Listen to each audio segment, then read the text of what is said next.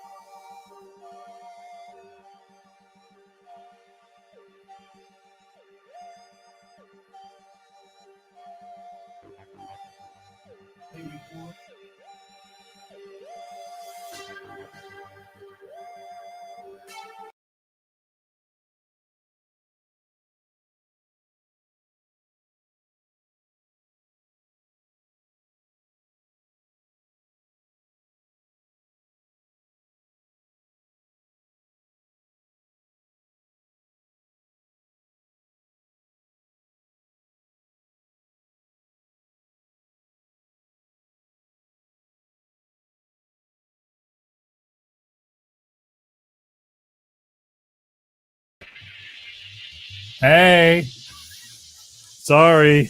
Holy moly. Took me a minute to get here. Sunday night. How the hell is everybody? Sunday. Holy crap. New guy on the block. Good to be here, though. Have a seat. Have a seat. You too. Everybody, have a seat. We're just getting, I know. Hey, I thought they cut you off. I know. I thought they cut me off too.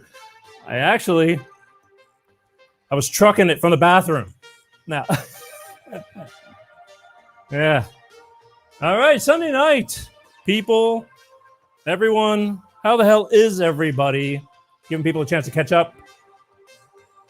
Crazy. Let me catch up too, because I forgot what time it was. They're going, you really should sit down and like do your show. And it's like, oh yeah, probably should.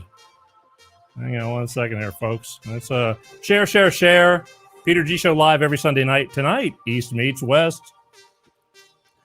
East meets West. East meets West. Oh, actually, East meets West. Yeah. So anyways, hope everybody's doing well. I'm just catching up too. Give me 1 second here. Just when you think you got it together, not really. Not really.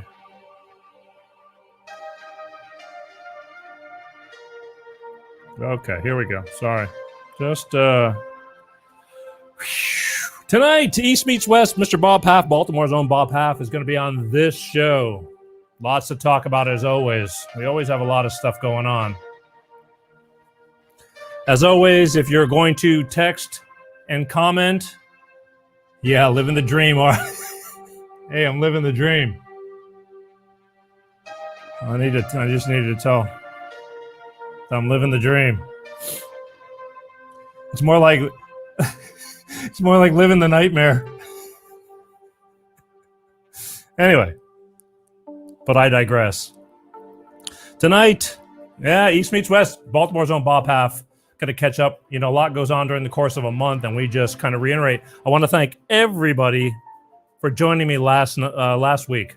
Last week's show, it was just little old me reiterating on the past 3 weeks of shows, because to me they were very pertinent. A lot happened to me. I got shut down. I'm not going to harp on it, but I did for talking, in my opinion, the truth, or talking with people that are giving you the truth.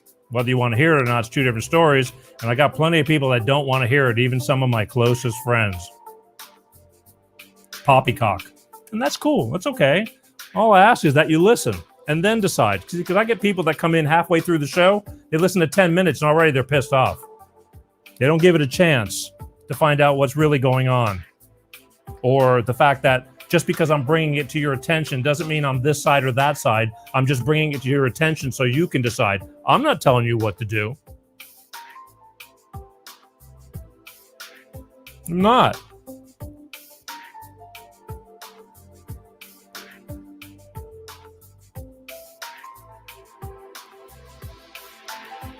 I don't tell you what to do. Really? Okay. I got a little secret for you, folks. Pepsi's here. But he won't come on camera. Oh, yes. The one and only, the mighty. He's here. But he won't come on camera. You don't know and you don't want to know. Oh, boy. Yeah. I'm a little snifter. It was a good week. Yes. Anyway, I thank everybody who tuned in last week and put up with my ranting, because that's what I wasn't even really ranting. I was just, I was kind of ranting. I was. I'm not going to, hey, Pete, 2 inches. Thank you, Paul. No, not you. Hey. No, I got the other Paul, the Florida Paul. Oh, boy. It's going to be one of those nights, folks. I got the peanut gallery. I got the peanut gallery in the background. But anyway, I should have put him at least on microphone. I didn't think about it. And it's like, at least could have had the cheer squad. But right now it's the beer squad. Oh, boy. Okay. All right, listen. Next week, real quick, because I want to get this before I forget. Next week, I have author Jennifer Irwin. She's got a new book out. It's called Address the Color of the Sky. She's got a novel that she's written now that she's getting ready to release real soon, if not by the time I get her on next week. And it's all about traumatic experiences in life, people going through traumatic experiences. And I think that's really important. And thus far, I see no reason to bring it on, because I was talking to my daughter this morning, and I told her, like I said, next week I have this woman named Jenny Irwin. She's got a new book out, and it's kind of like a book about PSTD or traumatic experiences and how to survive it. And she looked at me with her eyes got really big. It's like, oh God, it's going to be a lot of drama and this and that. I go, listen. I said, one person's story is what helps the people who don't speak, the people who are in the corners, not talking about things. And she's leading by example and talking about this stuff. So, that's what helps people. That's why I looked at her and go, that's what I'm kind of hoping to do. Just sharing stories. One person's story will help who knows how many other people who are just in the, just reclusive and don't want to talk about things. So next week, I don't want you to miss that too. Tonight, we might even take a few phone calls. I know Bob's always excited about that stuff. But before we go any further, I want to bring on Mr. Bob Paff. Bob, you ready? Shake your head for me. Okay. Hey, I got the wave. All right. So without further ado, I'm going to bring on my friend. We're East meets West. We're slow and steady, but he's up. And let me tell you, he just got back from another 80-mile walk, and he's like the Forrest Gump of Baltimore. Ladies and gentlemen, my friend, and every last Sunday of the month joining me, co-hosting, as far as I'm concerned, on this show, my buddy, Mr. Bob Paff. Hey, guy. Hey, guy. Look, I'm looking a little bit more weathered. It was that last, so I did 10 and a half miles. 10 and a half miles. Yeah, and you know what? So I came in because I was outside walking, and I walked around my house because I was determined to push it over. I got to 20,000, and then I got so close to 21, and I think I finished up at 22. But I was walking around my house to get the last few hundred steps in.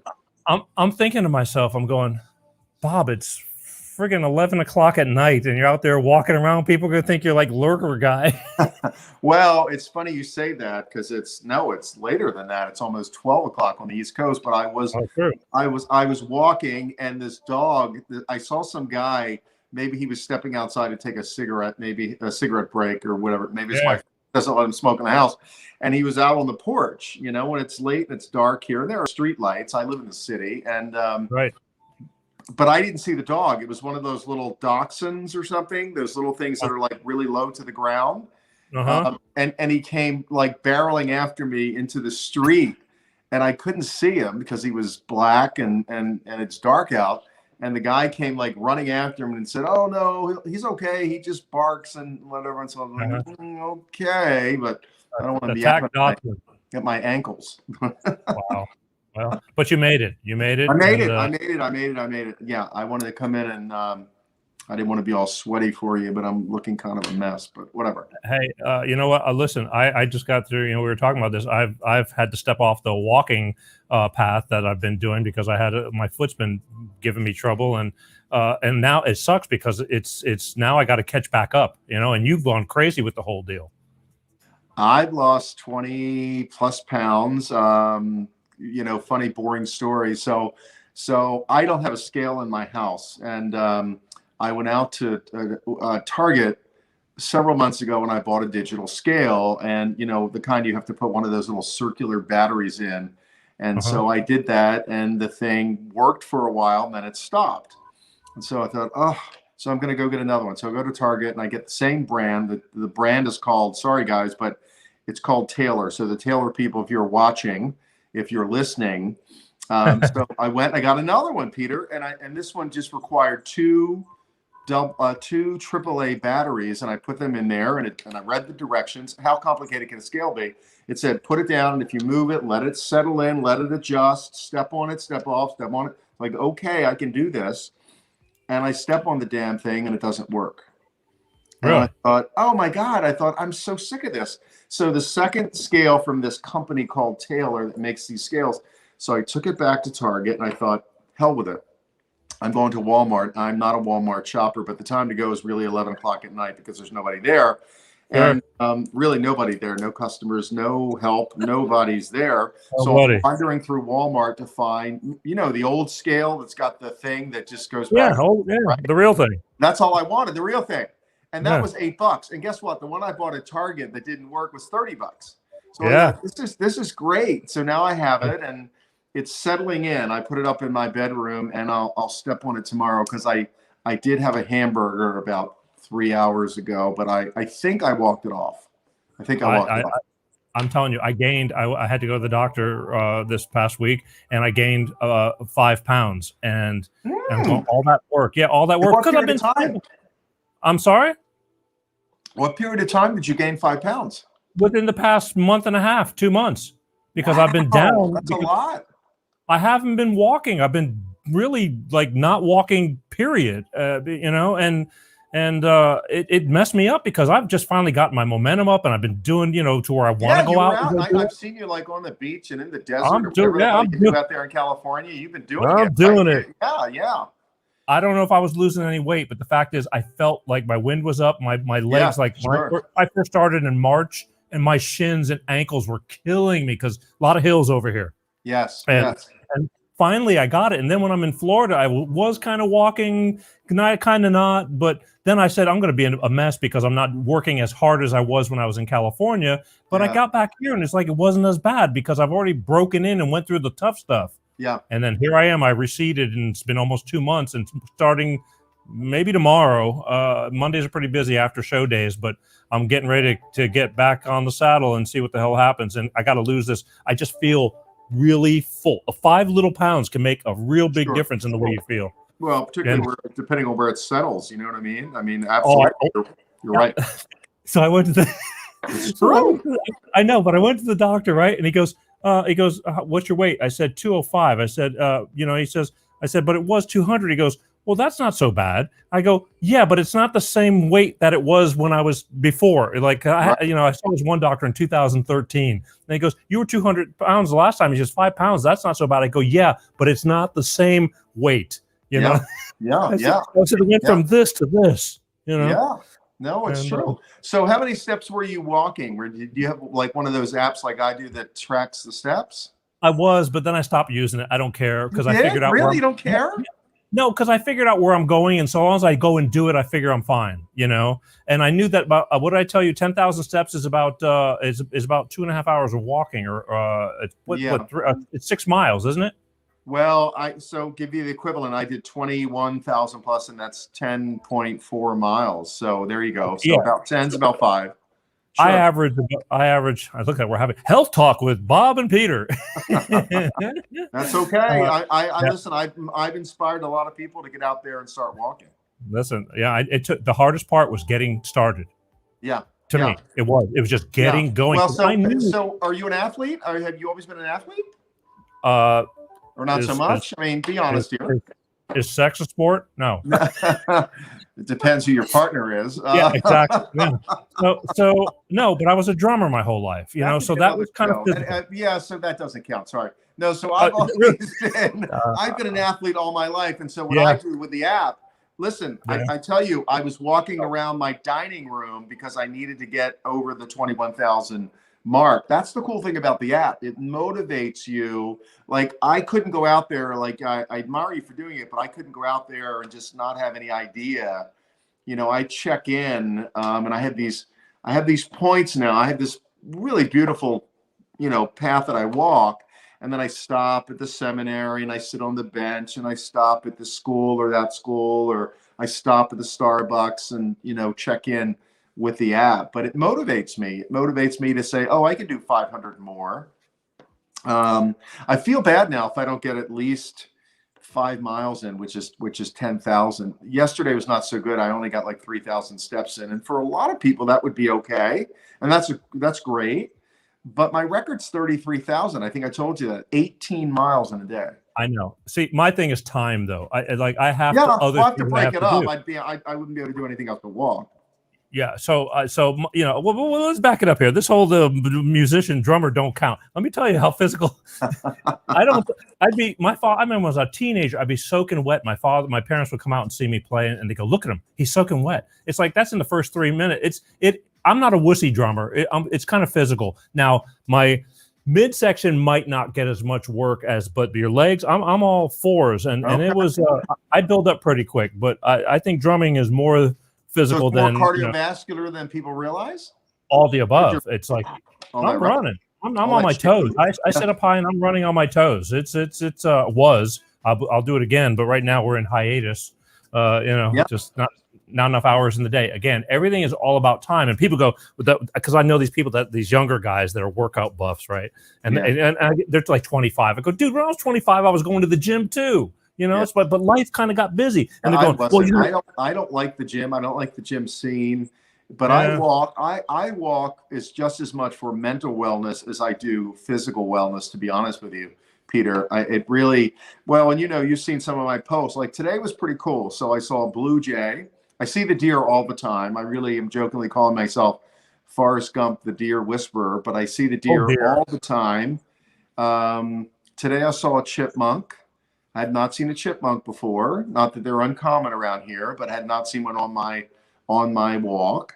The blue jays are beautiful. So I saw a blue jay today. So it was great. It was a good wilderness, wildlife kind of day. Bunny rabbits, I see you're doing that now. Since I've been walking, because I stopped listening to music and things like that because I've just been I don't even listen to music in the car. Really? I don't either, because I talk to my daughter when I'm in the car. We always talk. Okay. But the thing is, I started listening to music while I'm going, just old school stuff that I love. But while you're counting steps and this and that, I'm counting Teslas going by. It's really weird because a lot of I'm them going, today. What the hell's with that? I saw a lot of Teslas everywhere today. Exactly. I'm just walking down, or up this street or down the street, and this is only what I'm seeing right now. I'm counting 20 Teslas in an hour, and I'm going, because I don't get it. I'm not a Tesla guy. I mean, they're okay, but the thing is, I had my first drive in one. I think it was last year. I did a show. I was hosting a thing, interviewing this investment guy who lives up in Manchester by the Sea. Beautiful. You know the movie Manchester by the Sea. I saw it with what's his face, Affleck, the brother, Casey or something. I don't know the names, but I watched the movie. Beautiful. So it's a real place. Manchester by the Sea is a real place in Massachusetts, and it's right on the ocean, and it's just beautiful. And so anyway, I was up there because this guy that I was working with lives up there, and he drives a Tesla. And so we were doing some shots like in the local coffee shop. We were filming all over the place. And, I jumped in his Tesla to do a couple things, and it's really quiet. I guess what does its motor, because it's electric or something? What the hell? Totally electric. Listen, electric power is fast as hell. I mean, the torque is quiet. Of course, because there's no motor. I mean, there's just electric motor. But to me, if you have multiple cars, they're great. But if you're dependent on that, like you can't go to San Francisco and sit there for 8 hours and charge, or an hour and a half, 3 hours to charge, even at a rapid charger. It's just, we're not there yet. So it's great if you have multiple cars. And even though they have a 200-300 mile range, you need to have a rapid charger in your garage, or you have to go, if you go old school, the regular cord, you'll be charging, for years. Yeah. They're good, but how good? I mean, I don't know. To me, offset. Let me tell you, most people get Teslas because they think it's doing the right thing and being clean and green. You know how much coal it takes to make electricity for the electricity you buy for the Tesla? You know what I'm saying? It's not as green as you think it is. Now, emissions wise, sure, it's not putting out emissions, but you're burning more electricity. Electricity costs money. It's not free. Now, there are those free places, but the amount of times you spend charging for free versus charging from your home and all that, you could easily spend $400 a month on charging if you drive 400 miles a week. And honestly, Peter, I don't think people are doing that because the guy that I was working with is a multi-millionaire. I mean, his house was like $70. It's not even, they don't care. He doesn't care. I don't think, and they can afford to have multiple cars and everything too. I think it's like a cool thing to have. Hey, they're fast. Look, they're speed wise, 0 to 60 is way faster than a normal engine car. There's no doubt about that. That thing will jerk your neck if you step on it. They're kind of austere too. There's not a lot of stuff going. There's not a lot of instrumentation in there. I was surprised. I didn't know. So I guess you don't need all this stuff. It was pretty. No, it's got that screen, that big screen in the middle. A lot of screens. You can do anything from that screen, but God forbid it breaks. But I mean, you could do anything from that screen. Yeah. I honestly, I wouldn't want one. Well, I want my Grand Wagoneer. I want my old gas guzzling. I want my old gas guzzling Chrysler. That was a horrible car. So if you're out there listening to me, but it's crazy what's happening to them now. People are finding just old junkers and they're rehabbing them. The ones that I like. There's a guy, we'll give him a plug here. It's called the Wagon Master down in Texas, and he reconditions them and sells them for $80,000. Sure. So they're not cheap. You're not finding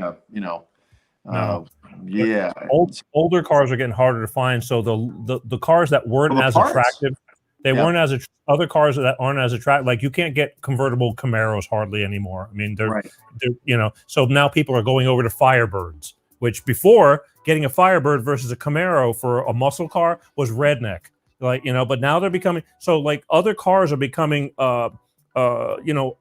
appreciative because it's like, well, at least it's an older car, it's a good solid car, and you can make it into a classics. Cool car. I just like the look. Know you do. My first one was a 64.5 Mustang, which of course I posted something earlier this week. It was designed by Lee Iacocca. A lot of people don't know that. Lee Iacocca, who also graduated from Lehigh University. So there you go. My daughter's at Lehigh, where Lee Iacocca's an alum. So cool stuff. He designed that. Let's hey, you know what? Because we're getting on. Let's talk about that. You recently, from what I watched, your daughter went off to college, and then you went up and went to see her this past week, a week ago. I did. A week ago, I went up to see her. Yeah. How'd that? That was great. You know, it was family weekend. They had a football game. They played Princeton. Princeton hasn't played in 2 years because the Ivy League didn't play anything last year. My son goes to Brown and plays lacrosse, and they didn't play at all last year. So, but despite that, you know, Princeton beat the snot out of them. It was like, I don't know, 40 something to nothing or whatever. But it was great. She's loving it. I mean, she's very sociable, very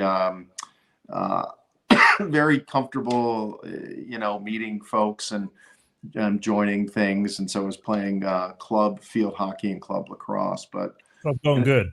yeah, and it's about 2 hours away from me in Baltimore, so it's not far. My son is in school in Rhode Island, so that's about 6 hours or so driving. So a little bit further, but yeah. Speaking of driving, this morning, I again, my daughter has horse. Your daughter's driving. She ever learn her learners or her? She's got her learners. So like Sundays are like the best day for me to let her drive farther because Sunday mornings are kind of quiet on the streets. Okay. And last Sunday there was a horse show that she was not in, but she wanted to go to it because her cohorts were in it. Yeah. And it was about 12 miles away, and so that was good. So I let her drive all the way there, and it's just so strange, man. You know what I'm talking about. Yeah. Does it make you nervous driving with her? No, not really, but yes, really. Does that make any sense? Because my daughter makes me nervous. It scares the shit out of me to drive with her. Only because repetition, the thinking process. I looked at her and I said, look at you when you're dealing with your horse. You're so friggin' confident and you're in total control. And she goes, well, that's because I've been doing it since I was in kindergarten, Dad. And I go, I get it. So that's what's going to happen with this car. You just need more time in because she's just the thinking process. Like something's going wrong. It's like, it takes, a second to decide what to do because it doesn't come natural yet. But she's doing pretty good. She's getting better. Good. But yeah, I let 16. She's 16? She's 15 and a half. She'll be 16 in December. So she'll get her license. She'll get her license probably by March because once you get your learners, it's 6 months before you get your license. Okay. You could have gotten it earlier, but I don't know. We've been busy. But she's okay. And so she's good. So I mean, every morning I get out of the car, I get into the passenger side, and I let her drive like 3 miles or 2 miles from the house to where she has to go clean and feed these horses that she takes care of, plus her own horse. And I just sit back and, just repetition, just keep on pushing. But yeah, it's just so strange because somebody said to me this morning, she goes, I can't believe how grown your daughter's gotten. And that it was just a blink of an eye. And they're like, where'd my baby go? And I miss that. Yeah, no. And of course, I have kids that are.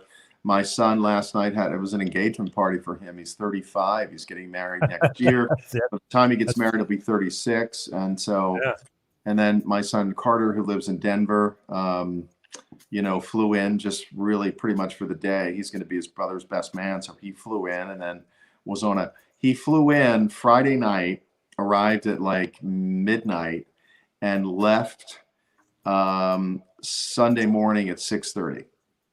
Wow. Well, they could do that. They can do that. Yeah. I mean, I still do that a lot of times, because I don't have a choice. That's not even, I can't even do the math, but that's not even 24 hours, right? He arrived at midnight on what, Saturday morning. The event was Saturday night, and at 6:30 Sunday morning was back on a plane. So that's not even 24 hours. Crazy. Better than nothing, I used to say, because I'd go and fly to see my parents, and there were times when it would be almost like just having lunch and having to leave again. Yeah. And then in Florida, you'd see your parents in Florida? When they're not alive anymore. But the thing is, back in the day, I had a lot of flyer miles, and it was things like I had to just take care of something, and so it was like fly an all-nighter, get there in the morning, have lunch with them, leave by 4:00 that afternoon, and I'm back in LA at 11:30 at night. Well, wasn't it a lot easier then? I mean, obviously 9/11, talking about that. You're right. Changed. You're right. It changed a lot of things, but I mean, I'll still do it if I have to. I don't enjoy it anymore. Like to me, it was you're younger. I could stay up for 3 days straight and not be hurting. But nowadays. Yeah. My eyes. That changed everything. The pandemic is, it's amazing. I was in anticipation of doing your show, And because I walk every day, it's funny. I was walking earlier today, Peter, and I was on the sidewalk, and somebody was coming toward me at the other end of the sidewalk. It was a person middle to older age, and so you start doing this whole mental masturbation thing, let's call it. Who's going to jump off the sidewalk first? Right. True. And I decided I did not have a mask on. It's outside. I've been vaccinated. And I've had COVID. I was hospitalized for COVID, as you know. So I was not, I don't wear a mask outside. I'm walking. I really think I need to have a root canal now. And I'm convinced that it's because I was wearing this damn mask that the bacteria or whatever the hell, because that's what it is. But anyway, this person jumped off the sidewalk first. It's kind of like a showdown. It's kind of like the Wild West where everybody's sort of facing off. But, now I was thinking about there's this whole etiquette around that, talking about the virus and talking about mask and no mask. And I've seen really here in Baltimore, top health officials, let me just put it that way, I'm not going to reveal any names. And if I tell you the positions they had, people could figure it out, but not masking up. So it gets into that, who do you believe, and all this other kind of stuff like that. But my point was, when talking about 9/11, and now we've got this whole thing with masking.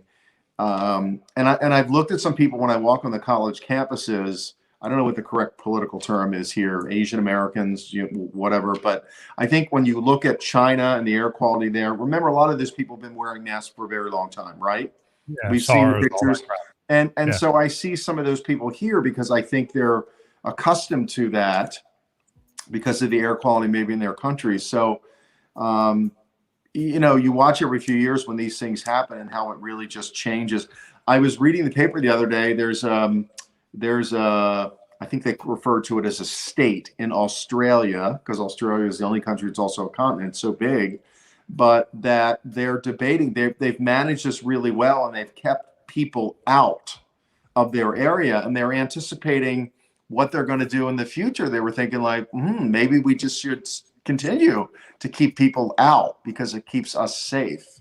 I was actually reading that. I think it's sitting over there on the journal or something. In Israel, because we're going to get into all this. Believe me, I got notes.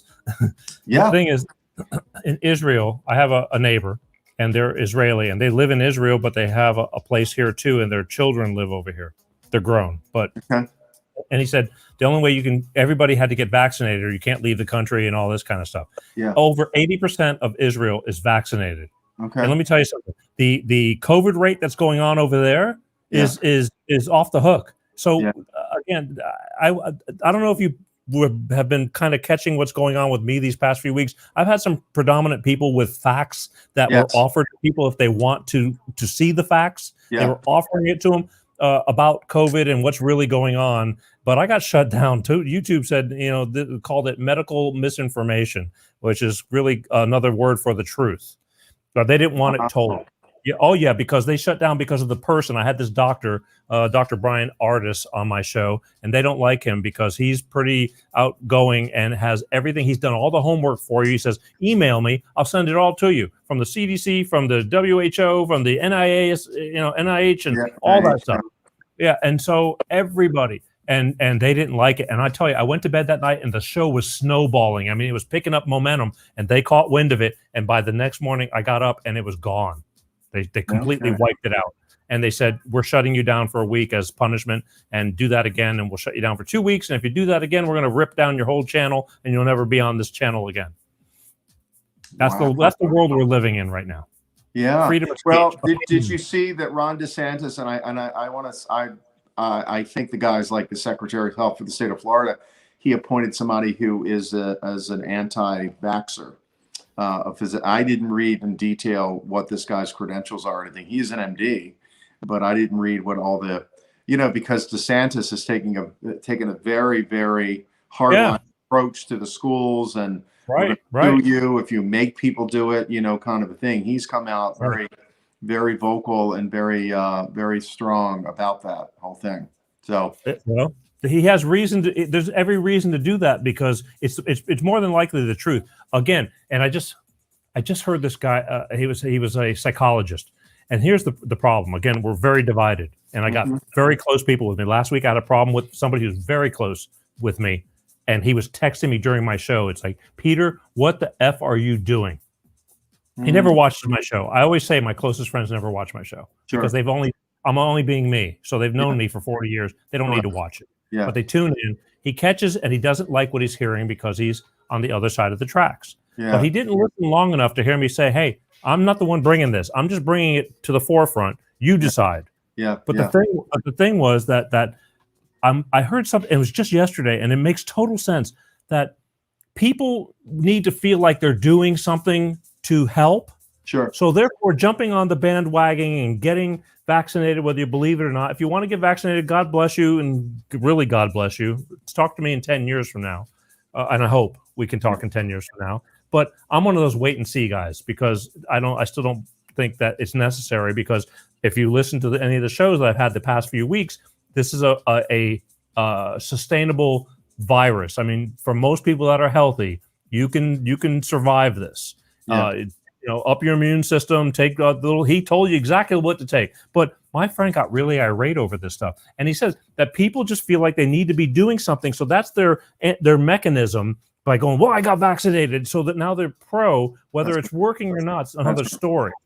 Yeah, and that's fascinating to me, because if they just and I don't blame people, because the TV is just ridiculous. Mm-hmm. So anyway, that's my story, and I'm sticking to it. I'm bringing things to up front. If you want to listen to it, listen to it. If you don't, you don't. But what do you have to lose? Yeah. And by looking at it, and he's saying, because he was on to me, because you know how my show started. When you first came out of my show, I was about divorce and single parenting, surviving divorce and single parenting. Correct. I'm still that guy, and I'll talk about it anytime anybody wants to talk about it, I will. But this is pretty important stuff, is the way I see it. I mean, we're living in a world that is just gone off the hook crazy. And if I didn't talk about this stuff, it's like, I think I'm doing a disservice to a lot of people. Not saying that I know everything, because I know nothing, but I'm bringing people who do know something. And if you want to listen to them, you can. And if you don't, you don't have to. But at least give it a shot, because the TV is just completely overtaking everything. And I don't blame people for being caught up in the bullshit. Yeah. Australia is under lock and key lockdown. Yeah. I mean, it's almost to the point, like, what the hell has happened to Australia? Yeah. Yeah. They're like, get in your house, don't come out, we're going to shoot you. You see what's going on TV. Yes. Thank God for people with phones. Yeah. Yeah. It's well, sad. that's what I was saying this earlier about what part of Australia this place was, but saying that there was like serious consideration not letting anybody in anymore, kind of things like, oh my God, really? We got to that point where we're just going to not let anybody in anymore. It's kind of like and this is on another topic, but I've been thinking about this a lot lately, what I want to call, and I hate labels. I really do. So liberals and I just don't like labels, because then I think when you do that, the seeds have already been planted by the media in so many cases, and then we come out and start spewing all this stuff. But I was thinking about what I'm going to call the liberal elite. A lot of folks that were born either very wealthy and feel like they have to do something. A lot of those folks, I think, feel there's a certain amount of guilt that they have at their privilege, and I support this or I support that. So whether it's the Black Lives Matter movement, that people are just jump on the bandwagon because, kind of like you were saying, they want to say, or they want people to think that they're doing something. And they know nothing about it. Right. And so what it is and I've said this before, and listen, I grew up very poor and raised by a single mom in the inner city of Baltimore. So no silver spoon here, but a lot of people are like, oh, I feel really sorry for you. Here's money, but don't move into my neighborhood. Don't join my country club. Right. I don't want you next door to me. Don't join my gym, kind of thing, but here's a check. So I think it's that way to sort of clear people's conscience to that whole liberal elite thing. Well, say I'm on your side, but keep it over there, fella. You know what I mean? I don't want you in my neighborhood. So look, it's gotten out of control now. These the booster shots. I want to go to children and the booster shots, because for people, okay, so you got the one shot, okay, then you need the second shot. Well, Yeah. now you need a booster shot. This is all within like within a Yeah. year. You Yeah. need this Oh, many absolutely. shots. So apparently it's not working, or whatever it's supposed to do is not doing. Yes, Well, then, maybe of course, it's you got the breakthrough stuff, right? So people are let's but children. Okay, this is what's really bugging me, because the FDA, they're pushing. I know you had to seen this. They're pushing to try to get children under 5, and these shots. Yeah. And the bottom line is, I mean, and again, this is the numbers. I had to go looking for them because the VAERS system is good, is the best thing you've got. But a lot of the physicians and hospitals are not reporting to the VAERS systems accurately. But it's the closest thing we have to accuracy. But out of 14 million COVID cases, okay, there's out there 14 million from COVID children, 14 million, 112 have died. 14 million. Yeah. They claim had COVID. 112 have passed away, and that doesn't mean that they didn't have issues that they're not talking about. That, Correct. like, you know what I mean? So, Yeah. so how is this? They're going, well, you got to get the vaccination. 112 out of 14 million. Right. It's sickening. Yeah, I think it's terrible. I've seen a lot of very well respected, like the whole thing with kids with masks. You've seen that. Like, I've seen reports from very well-renowned physicians who said, no kid under the age of 5 should have a mask on. And then I see little kids in church and walking the streets that are 2 and 3 years old that, what is this doing to these children and their minds? And they're going to remember all this stuff growing up. I remember when we had to wear a mask and stuff, that it's becoming part of your attire when you go out. It's like putting gloves and a hat on. It's not healthy. It's been talked about. Listen, I know you're a busy man because I've checked your schedule. Yeah. Okay. But the thing is, do yourself a favor. I mean, not for me, but the guy that I had on the show that got me shut down on YouTube. Yeah. You should watch that show. It's the information he passes on is worth $1 million if you believe. If you don't believe, no problem. But the thing is, he's well versed. It's not like he's like, don't listen to me. I'm willing to give you the facts. If you write to me, I'll send it. He has an auto email that sends everything from the FDA, everybody, because they tell you something on TV, but the actual reports are written completely differently because they know nobody's going to get off the couch and do that. Yeah. And he put it all together. Where is he? Sorry? Where is this guy? Is he based in California? Well, ironically, he's out of Texas, which don't go, Texas. But he just happens to be there because I'm trying to get another doctor on right now. He's a pathologist. He's in Idaho. And he was from the Mayo Clinic. Now he resides in Idaho, and they're trying to shut him down too because he's all about the blood clots and the things that are going on. It's like, give the guy a listen. It's your life. Right. It's just like, but see, that's the thing too. What happens to the assumptions, innocent before guilty kind of a thing, or both sides of the story, the whole fairness thing, right? Due process of law. I mean, to hear both sides, but yet those folks are being shut down. Right. Look, I don't blame people. I see them. We go, onto, watching television. You're going, why would the news lie to me? I mean, I grew up, going with the news is the news. That's why you watch the news. But only in Iran or something, you would think that you'd get, stuff that they'll tell you only what they want to tell you. Well, it's happening here in America, folks. And I hate to say it. And it's, I really hate to say it. I don't want to be that guy. I'm not a conspiracy theorist guy, but I'm doing more homework than others, not as much as some, but I'm doing more than others, and it bothers me because I'm going, this is serious stuff. You can't, because most people can think like, why would they do this to you? But they are. I don't know. It's sad. The booster shots, no evidence that this booster shots are doing anything for you, and they're ready to start doing them right now. And I saw somebody on Facebook. It's like, I got my appointment for my booster shot, so that's going to be your 3rd shot. You're going for it. Yeah. Well, Peter, the old saying, follow the money. Just think about all the money that these pharmaceutical companies are raking in billions and billions of dollars. It's big time. It's big time. It's not, and people think like it's free. Nothing is free. No, correct. Nothing is free. Nothing is free. Right. But that's what's going on. So quickly, you're a horse guy, kind of, right? I am a horse guy. Yeah. Trouble at the border with the horse patrols over there. You've been seeing it? I did. All right. What's your take on all that? And I'll give you mine. Well, I was reading. It's funny you say that because I was reading something earlier today about it being taken out of context, and apparently the photographer that was there that was shooting that scene now that everybody has seen, Right. even the horse in distress, Right. as the cowboys, yanking the bridle on those mouth or whatever the bit, Hmm. saying that the other thing too is that listen, Biden ordered this. They wouldn't be there and they wouldn't be doing this because of all, the deportation of the Haitians that are coming in. And then basically what I've read, what I've seen is, he ordered it. Now he's throwing these people under the bus for doing it, and they weren't whipping anybody and all this stuff. So the whole thing was taken out of, it's like a sound bite, Peter. So you can grab a picture that really if you look at the picture, it looks awful, right? But is that really what happened and what was going on and all that? So what is your take on that? Quick to judgment. You are correct, sir. Quick to judgment. They took that picture, and if you know nothing about it, and then you got this Maxine Waters, these pieces of crap, people. I'm sorry, but and God bless his soul, the Reverend Al Sharpton went down to.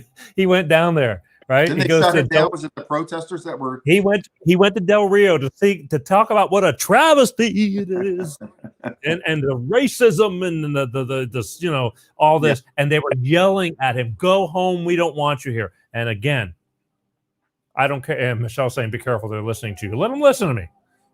What are they going to do? Dock my pay?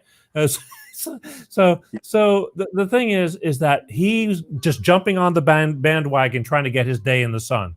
Yeah. Let him get his day in the sun. It's like, what are you going to do? So the thing is, it was the reins on the horse. Those people, and in fact, majority of those guys are Hispanic. They're not even white that ride those horses. Yeah, and you're muscling around a big ass horse. Most people don't realize how big a horse is until you stand beside them. You don't want to stepping on your foot. Let's put it that way. That's right. And the rush to judgment. They took that picture, and these people who know nothing about nothing, even our vice president going, if there is saying this is horrible, we're going to look into it. They know nothing about what they're talking about. And again, because you're muscling around a big ass horse, and in fact, the picture that's shown, he's grabbing somebody because he did something to somebody, and this guy was not doing, like, he wasn't a good guy.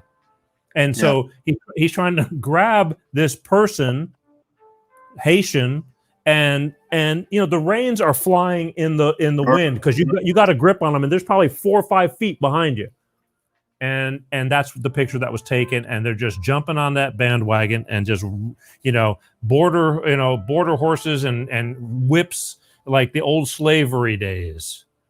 And, but again, it comes back to, and this is really a question then. So what was going on was ordered by the administration, right, from the White House. I mean, it had the White House because what I've seen is people are saying that Biden ordered this and really to then throw these people under the bus. And he did, and they did, because now it's like, oh, shame on them. It's like, look, number one, there's not enough of them to even handle the situation. The weeks before that, again, I haven't talked to you in a month. They were showing 14,000 Haitians underneath a bridge. It looked like a concert. Okay, it looked like a freaking Haitian fest. Yeah, Del Rio Fest, they were calling it. Yeah.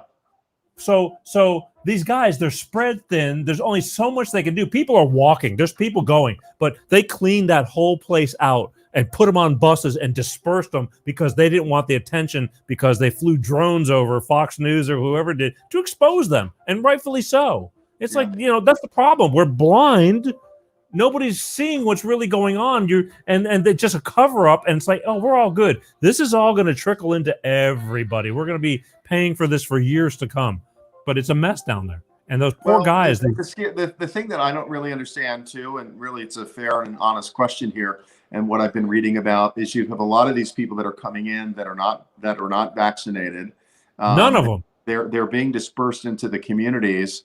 And people now are back at football games, college football games, professional football games, baseball games, all these things. So what is the protocol? What is the standard? What are the rules? They seem to sort of be made up as we go along, right? But really, you're having all of these people coming in at the border who are not vaccinated and are just really being dispersed out into the community. So you talk about a dangerous situation. How come nobody's talking about that? Right. Well, they are, but the White House is not, and it's Right. just. And in fact, when asked questions, she just blew off, Peter Doocy. That's got to be their biggest thorn in their side, because that man, God bless him, he just will not stop, asking real Yeah. questions, not made up Yeah. questions. And Yeah. they're chanting at football games all across the country. F Joe Biden. I mean, come on, I'm not making Yeah. this up. People are Yeah. getting mad at me. It's like, I didn't do it. I'm just telling Yeah. you, this is what's really going on, while you're sitting there in your world thinking that everything is great. And Yeah. it's not. Yeah. No, when it's there. I mean, you can, I was out tonight before I was running some errands and in the midst of my walking, whatever, but I was at a local bar restaurant, sitting there having my hamburger, watching the Green Bay Packers play the San Francisco Giants. And I didn't, people aren't wearing masks and all that stuff. And so it's so what are the rules and who are they for and who makes them up? It's a Right. look. It's a shame, and again, it's for the elite. You're right, and some people get free passes, and it's all a facade. I think you had to seen pictures, like even and again, I don't want to go Democrats, Republicans, but this is what they're showing. Like on camera, they all got their masks on. Off camera, they all got their masks off. It's stupid. Yeah. Yeah. Yeah. Yeah. And they get mad at me for bringing it up. Oops, I forgot I got the live on. They get mad at me for bringing it up. It's like the truth hurts, and that's another problem. Most people can't stand the fact if they're wrong. It's not to say, "Yeah, you're wrong." It's just like you fell for it. You fell for the trick, and it's a good trick. It's a dirty trick, and they're good for it. So, well, the problem is, everybody's got us parked in these camps now, Peter. The labels are so pervasive, and so left and right, and just all of it. I mean, I think we're so quick to put people in boxes and label them, and then we don't even listen to the messages anymore. So we're not able. So if somebody says something who's on one side of the political aisle about somebody on the other side of the political aisle, the message that you hear is, "Oh, you're just saying that because you're opposed to that person's politics." And so we don't look at what's right and what's wrong anymore. We look at who's in office and who's in power, who's in control, and then we base it on politics and race and religion and all of those things like that. And so we've lost our ability to just look at things fairly. What about right and wrong? I had somebody say, I think I made a reference to common sense, and somebody on social media said to me, well, common sense according to who? Like, what does common sense mean? It's kind of like the golden rule. I mean, the golden rule is the golden rule. You treat people the way you yourself want to be treated. Well, I suppose you could have interpretations of that. Like maybe you put up with more abuse than I would, and so therefore you can give more abuse than I would. I mean, you get all these interpretations of things. So we've lost our way. We're so far off of that the scary thing about it, and I've said it before, and is I don't know how we get it back. I mean, it seems to just be going deeper and more vitriolic. And I read the news more than I watch it, because I don't know, I don't get as upset when I watch the sensationalism, because you can sit and go through a whole newspaper, but listen, an hour of radio or television is only 30 some minutes, because you've got commercials in there. So they have to really give it to you in sound bites. Right. And so if you just take a clip from what somebody says, is that the whole story? Is it even the whole sentence? The answer is no, it's not. Yeah. And I'm not defending either side. I'm saying both sides do it. Listen, in my opinion, wrong is wrong. So it doesn't matter. I've called out Trump before for being so, verbally abusive and unnecessarily abusive. And so whether it's Trump and I've been very outspoken about my concerns about Joe Biden's health and watching it deteriorate. I just don't think, unless he's going to be 79 in November. And so unless you're an exceptionally fit, gifted, physically, mentally person, that's a pretty old guy to be the leader of the free world and to be doing the things that he should be doing, as opposed to, listen, I posted something, even his press secretary was quoted as saying they don't like him taking questions. They shudder. And remember, everybody saw this. Remember the time when he said, oh, they gave me a list of who to call on. Remember that? Yep. I mean, Well, he no, said, I was told what to do and who to call on. absolutely. That's not cool. So does it matter if it's a Democrat or a Republican or an independent or whatever? I mean, so why are people blinded by that? Clearly, this is a person who is not able to stand up there and speak for himself. And I, God bless him. I mean, I think, if he's in bad health, and, we pray for him and we hope that he gets the help and the treatment he needs. The other thing too, I was thinking about is interesting. And I don't know how far into when Trump was president, they did the physical, but I haven't heard anything about Biden's health. Have you? I mean, I haven't heard anything about his, he's trim. Okay. He's trim, but what does that mean? But like his mental acuity and all that kind of stuff like that, you don't hear anything about that. Nobody's saying no, anything you don't. wrong It's with that. top secret. And I'm not going to say I've heard a bunch of stuff lately, and believe me, if it's true, they're going to have a hell of a time keeping it a secret. So, Okay. I'm not going to say anything right now, But I wonder that, don't we have a right, just as we did? of course we do. But listen, Trump looked like, I've never seen Trump in person. I've never seen it, but but the pictures I've seen, and I've heard rumors. I haven't seen him that he's lost 30 or 40 pounds. Well, the guy looked, he looked, I guess the term would be morbidly, he was a big dude, and 30 pounds is nothing on a guy like that. I actually laugh, having just lost some weight myself. When people say I could lose 10, I always think, okay, if you say you could lose 10, you could probably lose 30. Trump could have probably lost 100 pounds. Really, he was a big guy. And so you look at that, and he went through all the tests. We have a right as citizens to know the health of the the commander in chief. But you don't hear that about this guy, do you? They're never going to say it. They're never going to say it because They're not. it's bad. Because it's bad. And I mean, there's like it's like a switch that goes on and off. Good days, bad days. Correct. I think so. There's anybody who's had experience, and I've had experience around family members who have even at younger ages who have suffered from Alzheimer's and dementia. And the younger you are, the more rapidly it progresses. It does, and it's an ugly disease. But there are telltale signs of it. And what I've seen, I'm not a physician. I'm not rendering a diagnosis on him, but there are certain things that you see that if it were your father, if it were your grandfather, if it were your brother, you would notice it and you would say that something's not right there. And clearly this is a guy who's kept out of the public eye.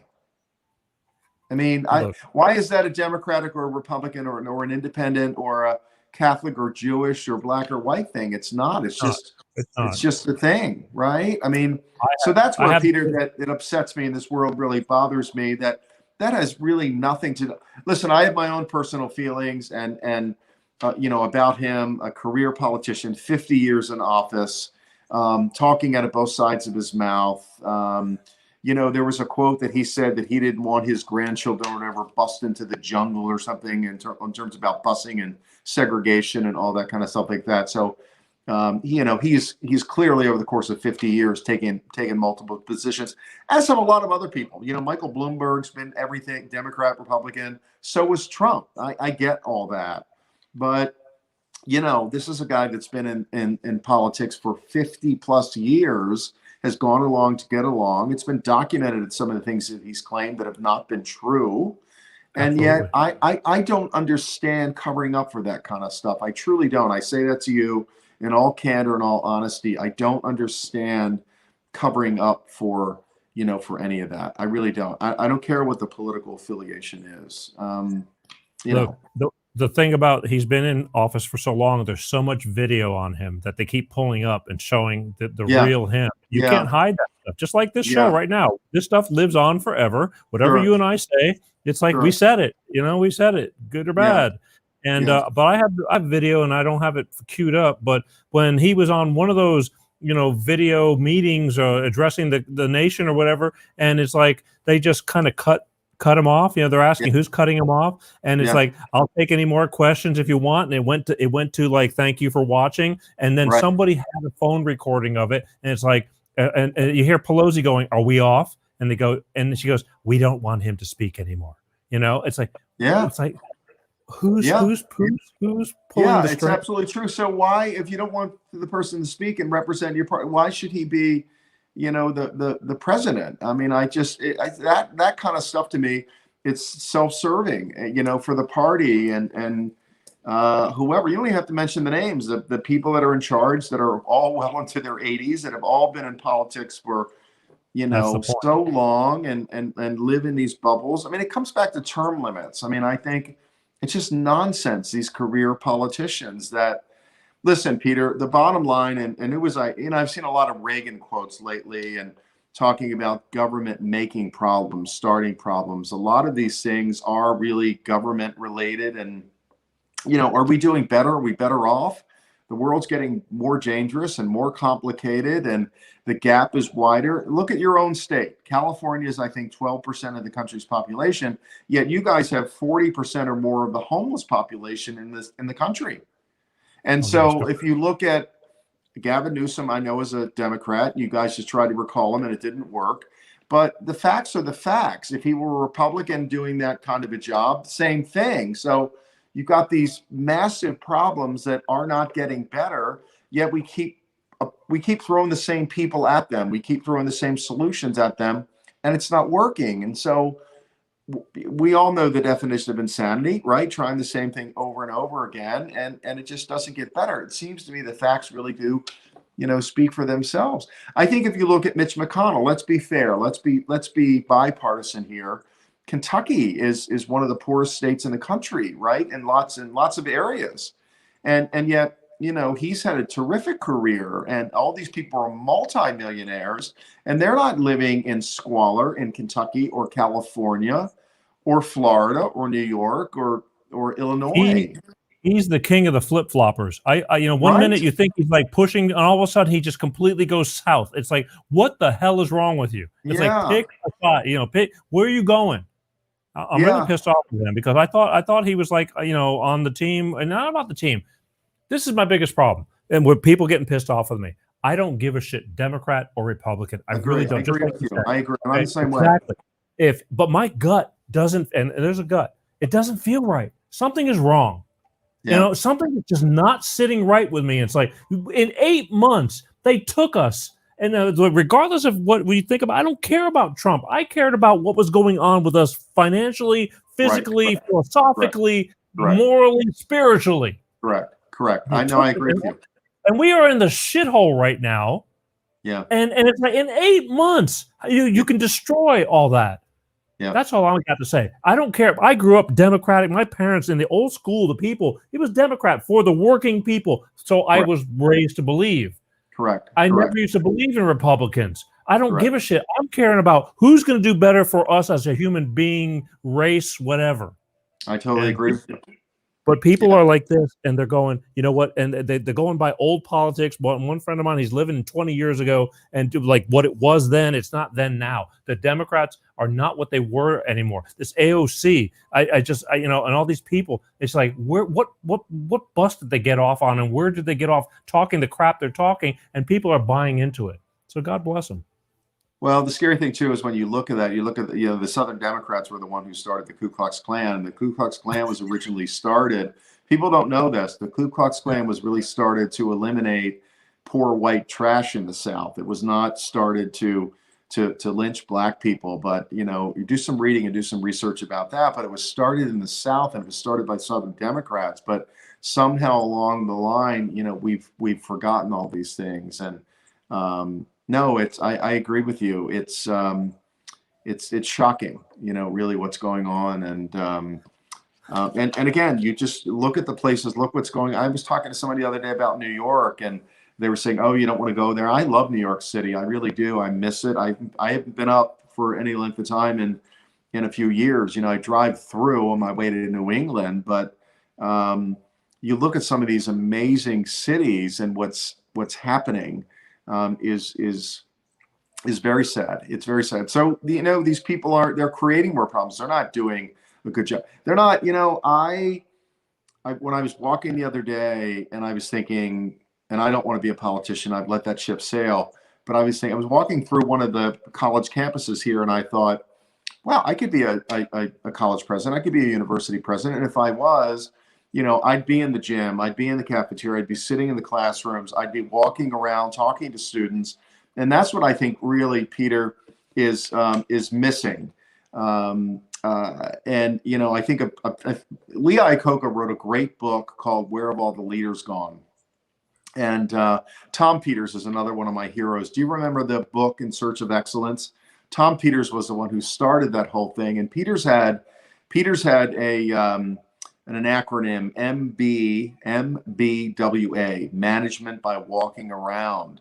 And he was not a mainstream. He was a McKinsey consultant. He was a Stanford MBA, so he had all the credentials to have a seat at the table, but he chose not to have a seat at the table. I heard him speak one time in Baltimore. I was so impressed with how candid he was and how down to earth he was. He's from Maryland, and I think retired in Vermont now, and he's got to be well into his 70s.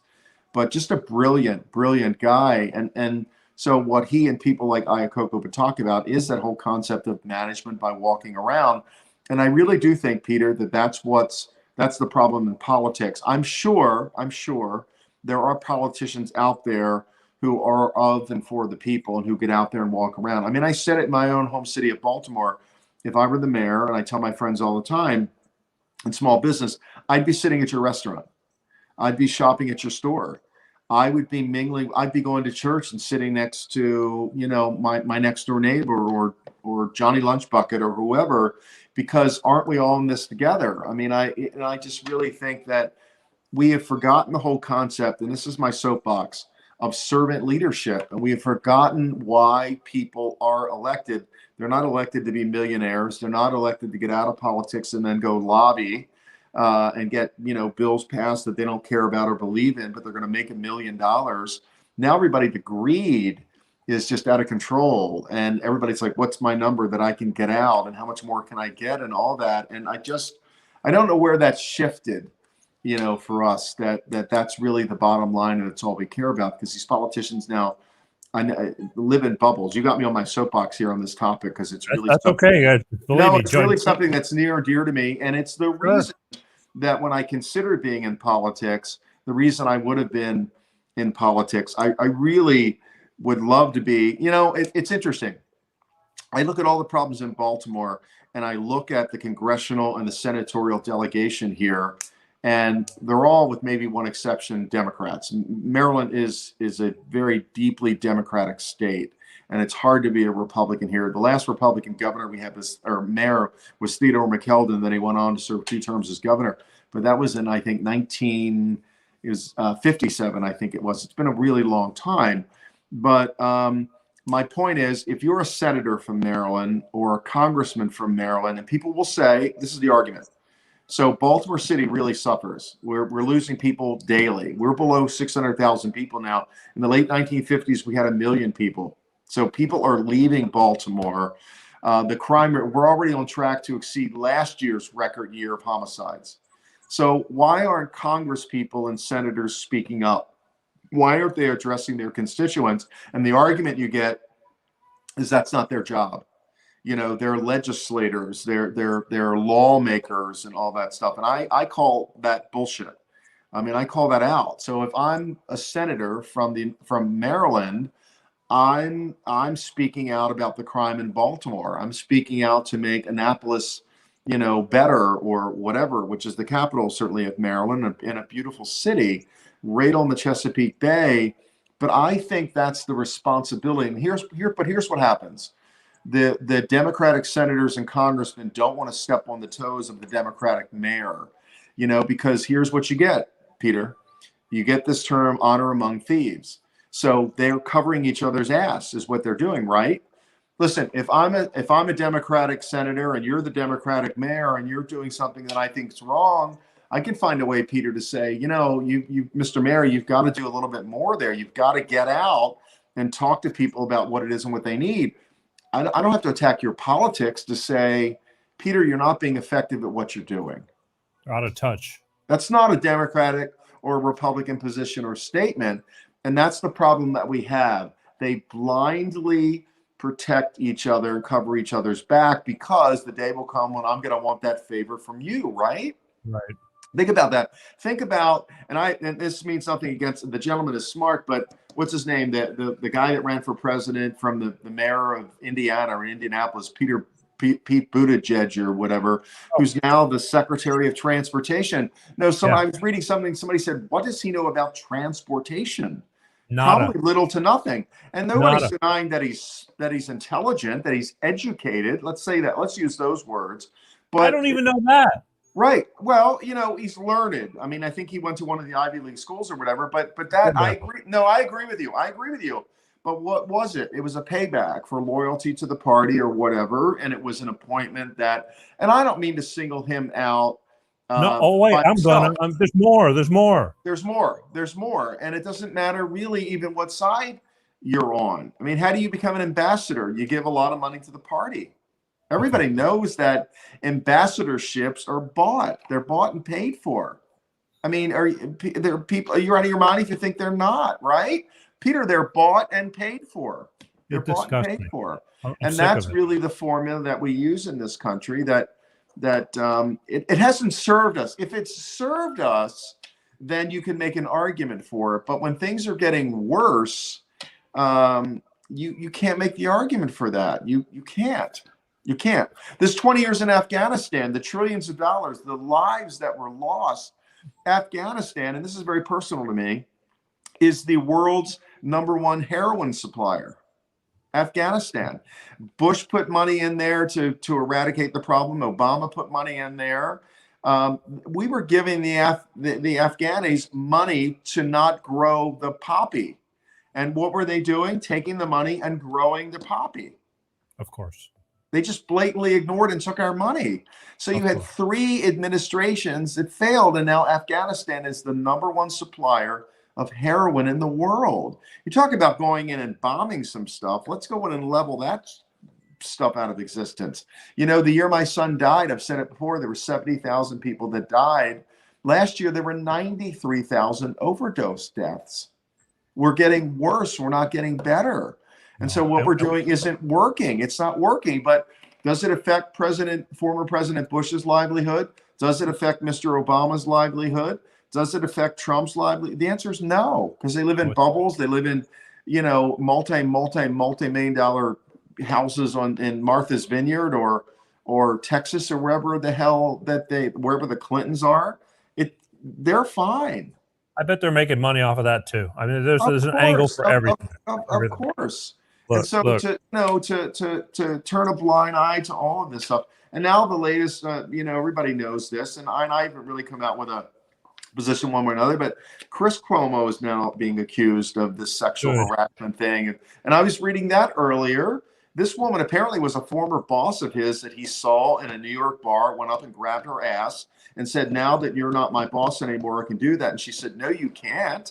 And her husband was there. And then apparently sent her an email and apologized or whatever. But she's and no response from CNN. I mean, this woman was a top ABC executive who said, "No, you can't do that." Now she's come out and said, "I don't want him to lose his job." So I don't know. That's kind of gratuitous. Like, okay, so what do you want then? So who knows the whole story? Why bother mentioning it? They mentioned he doesn't deny it happened. Well, I know he nipped it in the butt. He was smarter. Because I mean, look, we all and then so just all of this stuff, Peter. There's a set of rules for those folks, and there's a set of rules for you and I. And here's the deal, Bob. I got your motor started, and we could be on another 3 hours. You did, and I've got an 8 o'clock call. I've got to work with some pharmacy students here at the That's university. All right. You'll do fine because you're doing God's work. I always say you're doing God's work. Okay. Here's the thing. I think I am. I think I am doing God's work. Really, I work very hard to be bipartisan and not to get pulled into all this. I just tell it like I see it. I did when I was on the air here in Baltimore, and I did my show. Listen, I wish, and this is Bob Paff speaking. Okay, this is not. I don't represent a party. I don't represent a platform. This is me speaking as a father, as an American, as a citizen of the state of Maryland. I think Mr. Biden is not well, and I'd like him to be well. I would like him to be a firm, strong leader of this country. I really would. I wish Mr. Trump had not been as vitriolic as he was. I think Trump lost the election himself, and a lot of people are going to be upset with me for saying that, but he had to throw a rock at every barking dog, and he didn't know when to shut up. And it amazes me that his handlers, including his daughter, who he apparently adores, did not have more control over the guy. That's not a political statement that I just made. That's a father of 6 who has 2 daughters. So Andrew Cuomo, Chris Cuomo, I have 2 daughters. And so if somebody were to grab my daughter's rear end like that, you would too. You have a daughter, you go ballistic. That has nothing to do with politics or religion, Peter. Nothing. And until we do say, what happened to the Me Too stuff and all that? So it seems to come down to, well, if it's a Democrat, if it's a Republican, doesn't really matter as much. Oh, we didn't mean that. And, Bill Clinton was impeached for lying to, the grand jury. I mean, it's clear. There's a new movie out with Monica Lewinsky, right? Nobody's denying that he did that. She was 22 years old. Honestly, I have a 19-year-old and a 29-year-old daughter. I would be livid.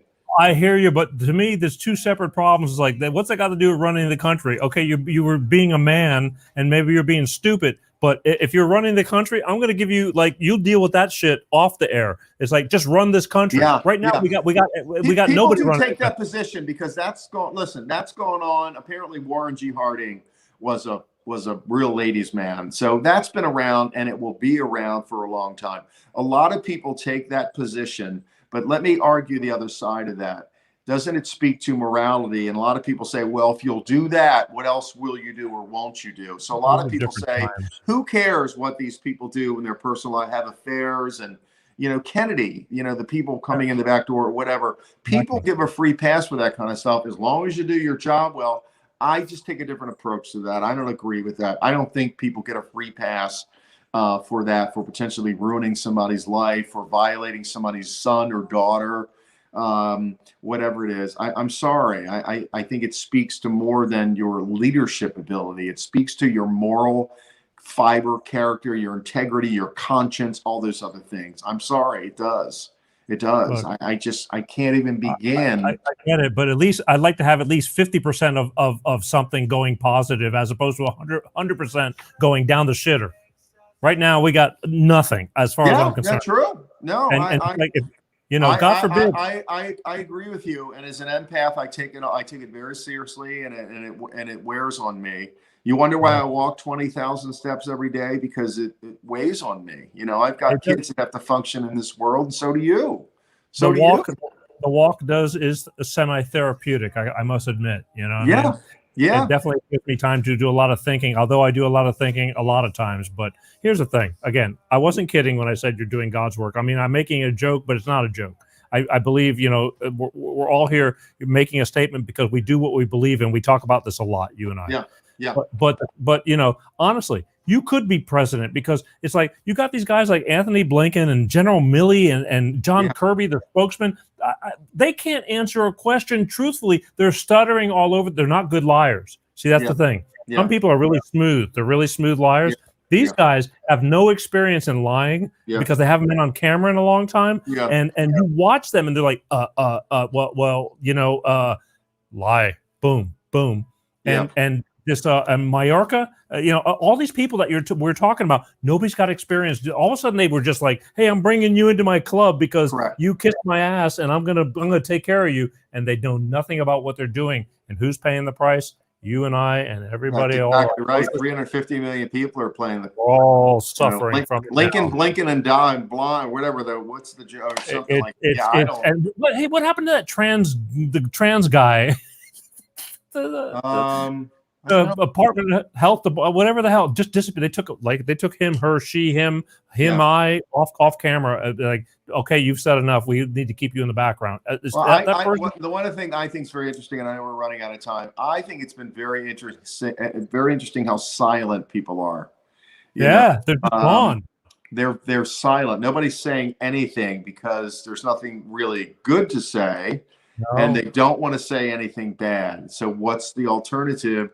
To remain silent. I mean, it's just and I've got to be, careful. Like you, I mean, I have friends who are on the far left and will vote for somebody just because they're a Democrat, or will support and condone somebody just because they're female or whatever it is, because we've got to advance people and we want equality and all this kind of things like that. But we've gotten away from the golden rule. We've gotten away from what's right is right and what's wrong is wrong.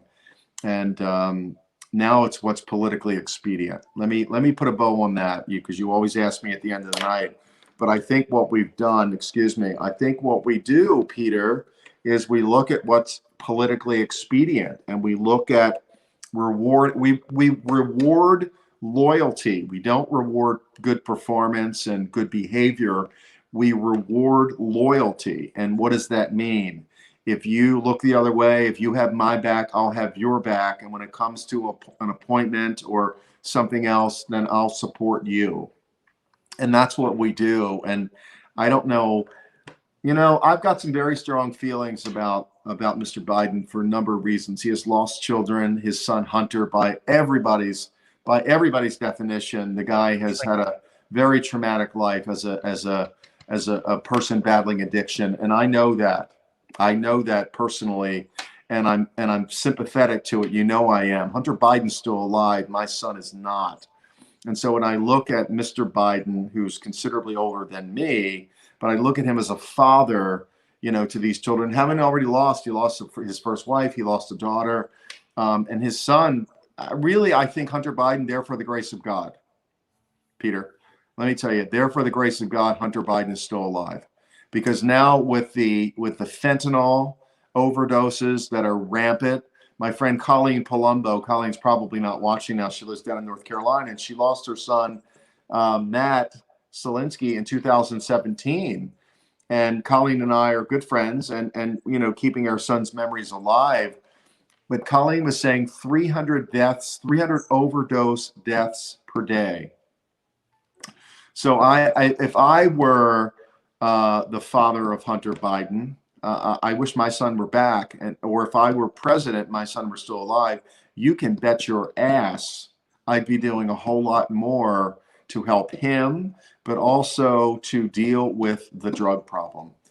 And why isn't he? Because I really do believe that the president he's not running the show. And so he's probably maybe he thinks he's doing something about it because he's being told he's done something about it. In honesty. But again, as I say to you, I want anybody who's elected to succeed. I would love for the mayor of Baltimore to be better than what he is at his job. He's a career politician. He's a young man who's never been married, who's never had children, just bought his first house last year. How can a person like that relate to somebody who's lost a child through murder, some form of violence, an overdose, whatever? What's the answer? You can't. You simply cannot. You simply cannot. So these are just facts. But would I like to see this guy succeed and turn Baltimore around? Absolutely. Absolutely. I've no horse in the race of watching people, just because they're Democrats or Republicans or independents, or what happened to the Green Party or the Tea Party or whatever they were called, right? They're gone. The Tea Party's gone, I think. No, there's a Nashville Tea Party I see. But I don't even understand the party, this and that. I just want things to be good. Correct. It's not. And that's what I'm saying. It doesn't matter to me what they are, but just show me something. And so again, it comes down to the whole party loyalty thing that somewhere along the line, I'd love to know when it crossed over. Like, where did it cross over? And you go back and you look at all the last few administrations. I think before Trump, every person other than Bush Sr. won re-election. Bush Sr. lost to Clinton. Right, but Bush Jr. served 2 terms, Obama served 2 terms. I didn't even care about the Bushes. The Bushes, that's when I was really anti. But when Hillary started coming in, I'm going, there's people that are dying around them. Yeah. There's some dirty shit going on. I don't want to know about it. I don't care. I just don't want them around. And let them. They've survived what they've survived. Let's get somebody so we can all live a happy, healthy life. Well, it's Peter, but it's why a lot of people believe that only God can save us, because only God has that power to. Because if the corruption is deep enough, if somebody wants to take you out, let's face it, you're going to go out, right? And so It's only if you're a religious person and you believe that, you know, God has the ultimate power, then that's where the faith has to lie. So, man, it's getting late, guy. Is it really? It is late, but again, I can't. I didn't want to stop you because you're making total sense to most, you know, and therefore that's why we are here. So again, thank you. Yeah. Thank you for taking the time. I know it's late, and let me tell you something. So, you know, I caught you on. I didn't get to see your live. You were on live this afternoon on Facebook, and I missed it because I was. It's been a busy week. I'm very impulsive when I do that. Yes, you are. Yes, you are. But the thing was, you mentioned, it's like, you know, there's times when I don't want to go on Peter's show because it is late, and I get that. I totally get that. Yeah. But I love you for it because at the end, look, I got a friend of mine in Florida, and he's got a little bar that he has a radio show, and I go on his radio show, and every time I go in there, he goes, "Oh God, here comes Peter." And but every time we're done, a week later, he texts me and he goes, "You know what? I'm really glad we did what we did." Yeah. Because it didn't make sense to me at the time because all his head is spinning, running his business and this and that. But after it's all said and done, there's something there of worth, and this is the same benefactor. I mean, I truly appreciate it. I believe that there's something. I say this every time you come on the show, but we're doing something that it's going to pay down the road. This lives on. This doesn't go away. So we're doing good. Yeah, no, it's cool. And I'll close again on this. But I was talking to somebody the other day, tonight, when I was out and I was having my hamburger and I was watching the Packers play the 49ers. And I said, you know, I've got some errands to run. I'm going to walk. And hey, I'm doing this radio show with a guy on the West Coast at midnight. And they said, oh, well, tell me about it. And I said, well, he's on the West Coast. I'm on the East Coast. And this young barback or server, whatever he was, he said, well, that's cool. You guys can share different perspectives. Is that kind of, you know, young man, is that kind of like what? And I said, yeah, that's what we do. Like what's going on over here versus what's going on over there. So, you know, I say that tongue in cheek because if I didn't want to do it, I would just tell you, I would have told you. I know that, but I didn't want to do it. But we've been doing. I get it, but I do know it's hard. I get it because even when I'm in Florida, that 2-hour difference, I'm going, wow, I'm not used to waiting around till 10:30 to go on. You know, yeah, I'm normally in bed between 10 or 11 unless something else is going on, and not that I'm so old that, you know, whatever. No, but look, you got shit to do. You know, so you get up in the morning, busting your chops. I get it. No, all good. But here's my thing. We're down to almost a year's almost over. There's 5 weekends in October. I won't see you for 5 weeks from now. Okay. I already know the schedule already. Thanksgiving, I think we're taking off for Thanksgiving. So I won't see you that weekend. And then I hope that you'll close out the year with me the end of December. And we've done it, man. And we've done it. And if you really look back at some of the stuff we've done, you know, because I go back and I watch my own stuff. A lot of people don't want to watch their own product. Yeah. I do. Because I'm continually learning. Yeah, I know this psychiatrist friend of mine. He's like, know thyself. He brings up that old Socrates, you know, know thyself. And believe me, I know thyself. That's what's so scary about the whole thing. The unexamined life is not worth living, which is what Socrates said, right? So But so I don't watch a lot of my stuff. The only thing that I listen to, I will tell you that I'm very proud of, and I still to this day. And I did it a few years ago, is the voiceover work I did for National Geographic on climate change. But you know, it's National Geographic. And so every time the crocodile jumps out of the Nile River and every time this parachute guy jumps off a snow-covered mountain somewhere, that's my voice narrating that. And I never get tired of watching it or listening to it. So it's pretty cool. Other than that, I don't watch myself on House of Cards. I've seen some of my stuff and maybe print, you know, pictures or whatever, but I typically don't watch myself so I get that. I get that whole thing. I really do. The thing is, though, when you tell people, it's like you're more than just a radio show when you're coming on here. You're visual. You're bigger than life. You know, we are doing what we do, and it's something. I mean, again, we challenge anybody to try and do what we do. It's like Peter, I agree with that. I've had friends, you know, when you put a camera in front of them. I had this one guy sweating like a pig, really, and he said, super bright guy, great writer, everything else, but he said, I don't know how you do it. He said, I have so much more respect for you. And of course, I've spent a lot of time in front of the camera and doing television, and this is different. But you're right. I think a lot of people can't. I used to threaten my kids and say, you know, Dad could get up right now in this restaurant and give a speech, and they would jokingly say, "Yes, Dad, we know, but please don't." You know, so it is a God-given thing. Yep. A lot of people don't appreciate it. I'm so grateful for it. Um, yeah, I agree with you. We actually probably take it for granted too. I don't really think about it. I don't take myself that seriously. It might surprise you. I really don't, and because people will say things to me, and I'm like, well, no, I'm just being me, and I really do believe that I am being me. But you're right. This lives on, and I'm very careful what I say, and I'm not afraid to apologize. And my goal is not to offend anybody. And if people are offended, then I'm sorry. What's that expression? I love it. I'm only responsible for what I say, not for what you hear. So if what I say, touches a nerve, you need to think about why and how and what nerve did I touch. It was something that somebody did when you were 12 years old and you were yelled at a certain way. That I've done that, but there's a lot of truth to that. I'm only responsible for what I say, not for what you hear. If you need clarification, it's your responsibility to ask me for that. And I do take that very seriously, because I don't want to offend anybody and hurt anybody's feelings. I'm a sensitive guy, but I'm also worried, and I'm concerned, and I need to express myself that way. So anyway, all right. I get it. Again, we do what we do, and we're not perfect, but we mean well, and we do the best we can with what we've got to work with, and we do a pretty damn good job. So again, I thank you. We went long, and I'm proud of that. You know what I mean? Tomorrow morning you got me on my soapbox. So tomorrow morning in front of these pharmacy students, that's part of my evil plan. It all works out. But again, students in the morning, medical students in the afternoon. So anyway, all good. You know what? When I had my mullet, party in the front. Business in the front, party in the back. Okay. Right? All right. Thank you, Baltimore's Bob Paff, for being on this little old show every last Sunday of the month. East meets West. Bob Paff himself cohorts with me and co-hosts with me, and we do something that we feel is rightfully so. Like it or not, we're just here to don't shoot the messenger. I've been saying that a lot lately. So whatever. Thank you, man. All right, guy. Talk to you later. Right. Bye. See you later. Peace out. Bye-bye. Bye.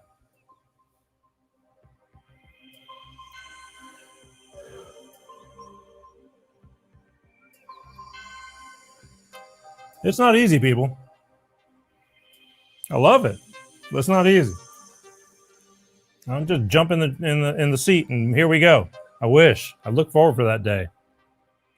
Anyway, thank you, Bob Paff, for taking the time. We went long. This is almost as long as the some of my other long shows. Actually, all my shows are long. I'm sorry. Sorry, not sorry. It's good. It's good for you. It's like spinach. Next week, people. I want you to be here next week. Sunday night. I have author of her new book, Jennifer Irwin. All right. She got a new book out. It's called Address the Color of the Sky. It's all about victims and trauma and overcoming it. So I want to talk to her because Lord knows, unfortunately, the world's full of that. And we need people to help people to get through. There you go. Sunday night. Jennifer Irwin. Next Sunday night. Join me. Join me every Sunday night, okay? I thank everybody for joining in. Show's over, folks. Been a long one, but a good one. Always. As always, I'm going to leave you with this. I want everybody, we have one too many problems going on with what's going on with us daily in this world. So I don't want everybody to be a pushover. I don't want you to be a hard ass, but be kind. Please. Thank you, Michael. You have a great evening too. And I hope you enjoyed your birthday year.